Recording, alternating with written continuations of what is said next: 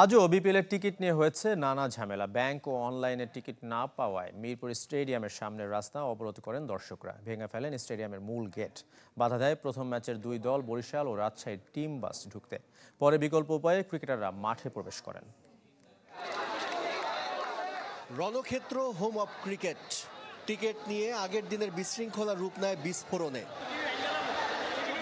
স্টেডিয়ামের প্রতিটি গেটে শত শত মানুষের ভিড়, কিন্তু কোথাও নেই টিকিট। মিরপুর স্টেডিয়ামে হচ্ছে না টিকিট বিক্রি। ক্ষোভে ফেটে পড়া দর্শকরা ভেঙে ফেলে মূল ফটক। আইন শৃঙ্খলা বাহিনীও পারেনি পরিস্থিতি নিয়ন্ত্রণে নিতে।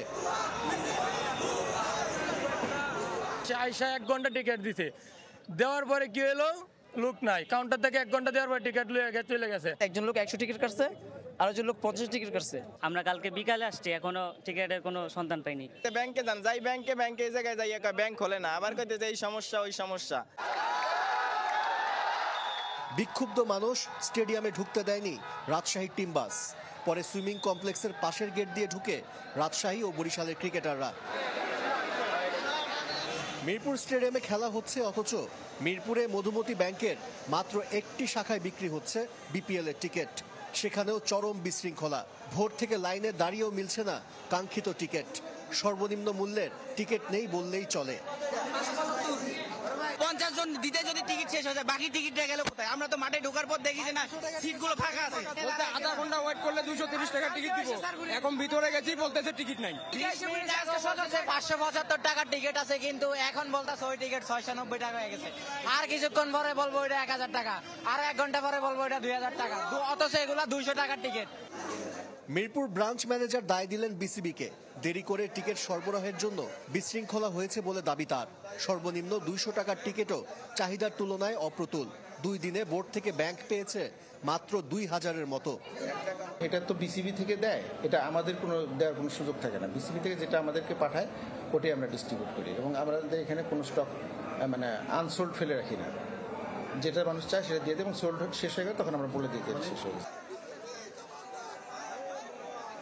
বিপিএল আসে, বিপিএল যায়, কিন্তু টিকিট নিয়ে প্রতি বছর দর্শকদের বিড়ম্বনা শেষ হয় না। বদলে যাওয়া বিসিবির বদলেছে কতটুকু? আশিক রুদ্র, চ্যানেল 24, ঢাকা। কালো 2 ম্যাচ বিপিএল এর প্রথমবার নামবে 3 দল। দিনের প্রথম ম্যাচে মুখোমুখি খুলনা টাইগার্স ও চিটাং কিংস। 31st নাইটের নিরাপত্তা বিবেচনায় 1.5 ঘন্টা এগিয়ে দুপুর 12টায় শুরু হবে খেলা। দিনের আরেক ম্যাচে সিলেট স্ট্রাইকার্সের প্রতিপক্ষ রংপুর রাইডার্স। এই ম্যাচও সন্ধ্যা 6:30টার পরিবর্তে হবে বিকাল 5টা থেকে।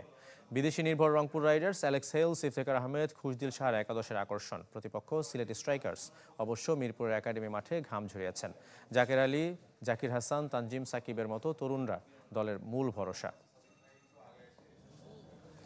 দিনের প্রথম ম্যাচ সামনে রেখে অনুশীলন করেছে খুলনা ও চিটাগং। বন্দরনগরীর দলটার সবচেয়ে বড় বিজ্ঞাপন সাকিব আল হাসানের খেলা হচ্ছে না, সঙ্গে মঈন আলীও অনিশ্চিত।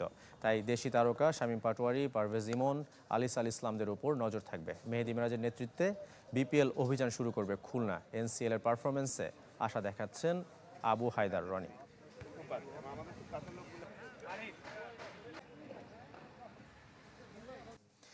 নিষেধাজ্ঞা, হতাশা, পরিবারের দোটানা সব কাটিয়ে আবার মাঠে ফিরে নিজেকে মেলে ধরেছেন আলামিন। পুলিশ এফসির এই ফুটবলার প্রিমিয়ার লিগে বছর শেষ করতে যাচ্ছেন যৌথ সর্বোচ্চ গোলদাতা হিসেবে। নীলফামারীর ছেলের উত্থান অবশ্য যশোর থেকে। এখন লক্ষ্য লিগে শীর্ষস্থান ধরে রাখা আর ভবিষ্যতে জাতীয় দলে জায়গা করে নেওয়া। অনেক চাপে ছিলাম, হয়তো ফুটবলকে ছাড়িয়ে দিতে হবে মনে হয়। তো আমার একাডেমি আমার অনেক সাহায্য করছে। ওরা কয় তুমি আসো, একাডেমিতে আসো, ট্রেনিং করো, দেখো কি হয় শেষ পর্যন্ত। আরামবাগের ফিক্সিং কাণ্ডে সতীর্থদের সাথে আলামিনকে পড়তে হয়েছিল নিষেধাজ্ঞায়। এরপর দুর্বিষহ সময়। তবে সেই সব দিন কাটিয়ে আবার ফুটবলে ফেরা আর নিজেকে মেলে ধরার চ্যালেঞ্জে এখন গোলের ধারায় আলামিন। আমারে নিষিদ্ধ করা হয়েছিল আর কি, তো আসলে আমি এটাতে জড়িত ছিলাম না। প্রিমিয়ার লিগে হয়েছে 5 রাউন্ড। সর্বোচ্চ গোলদাতা হিসেবে শীর্ষে থেকে বছর শেষ হচ্ছে পুলিশ এফসির স্ট্রাইকারের। তবে তিনি একা নন। রহমতগঞ্জের নাবিব নওয়াজ জীবন, মোহামেডানের সুলেমান দিয়াবাতে আর ব্রাদার্সের চিকসেনে 4 জনেরই গোল, 5টি করে। সব ক্লাবে ফরেন নেয় নাই, নাম্বার নেয়নি, তো দেশিরা বেশি সুযোগ পাচ্ছে। তো আমরা সুযোগ পাচ্ছি, এই জন্য আমি সুযোগ পাচ্ছি, আমি সুযোগটা কাজে লাগাচ্ছি। আসলে দেশিরাও পারবে, দেশিরাও পারে, দেশিরা সুযোগ যদি দেয় দেশিরা অবশ্যই ভালো করবে। লিগে অনেকটা পথ বাকি। শীর্ষে থাকা লক্ষ্য নীলফামারীর ছেলে আলামিনের মা চাইতেন ছেলে ক্রিকেটার হোক, বাবার পছন্দ ফুটবল। প্রায় 400 কিলোমিটার দূরের যশোরের শামসুল হুদা ফুটবল একাডেমি থেকে উত্থান আলামিনের। খেলেছেন বাংলাদেশ বয়সভিত্তিক দলে, সামনের লক্ষ্য জাতীয় দল। ইচ্ছা সবার থাকে ন্যাশনাল টিমে খেলার, আমারও আছে। আমার এখন টার্গেট গোল করা। আমি যদি গোল করি অবশ্যই আমার নজরে রাখবে, হয়তো আমাকে নিয়ে ভাববে। যদি আমাকে সুযোগ দেওয়া হয়, আমি আসলে কথায় না, আমি মাঠেই প্রুভ করবো ইনশাল্লাহ। দেশের ফুটবলে প্রকৃত নাম্বার 9-এর সংকট কাটানোর জন্য নিজেকে তৈরি করছেন আলামিন।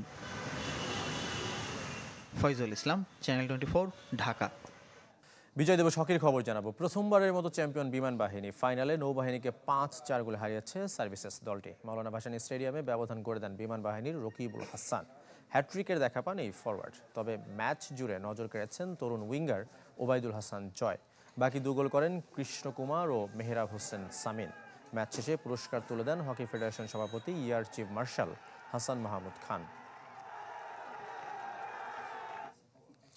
শেষ করবে কুলে স্পোর্টস 24 খেলা সব আপডেট ও রিপোর্টগুলো দেখতে ভিজিট করুন facebook.com/sports24 টিম এই পেজে। ধন্যবাদ সঙ্গে থাকার জন্য।